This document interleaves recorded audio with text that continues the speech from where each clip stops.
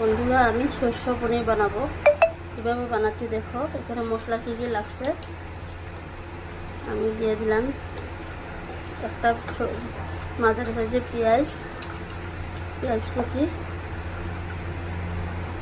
কয়েক টুকরা আদা, আর এখানে কয়েকটা কাঁচা লঙ্কা, 5-6টা মতো কাঁচা লঙ্কা,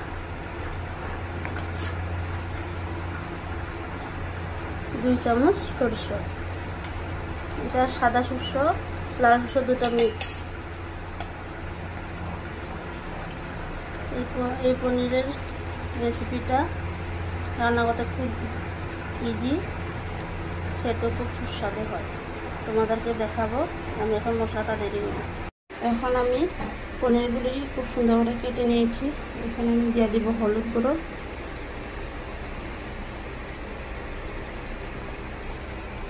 নুনটা আমি পনিরে দিব না, আমি কড়াইতে দিয়ে দিব, তাহলে পনিরটা লাগবে না, সুন্দর ভাজা ভাজা হয়ে যাবে।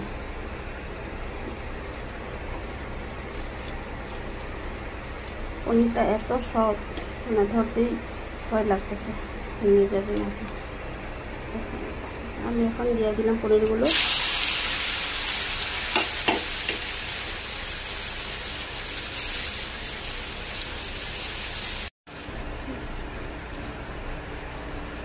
এখন আমি নুন দিয়ে দিচ্ছি 1 চামচ, হলুদ গুঁড়ো,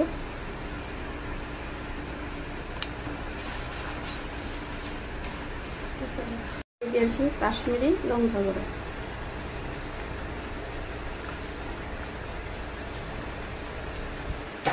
এখন আমি দিয়ে দিব জিরে গুঁড়ো 1 চামচ। আর কোনো কিছু দরকার নেই। এখন ভালো করে আমি এটা ভেজে নেব।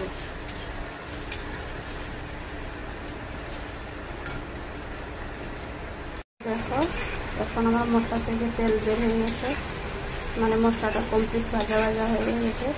এখন আমি দিয়ে দিব পনিরগুলো।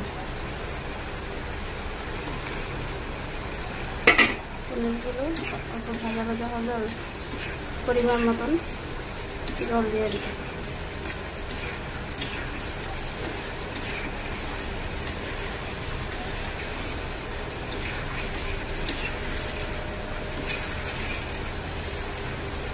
আমি পরিমাণ মতো জল দিয়ে দিলাম।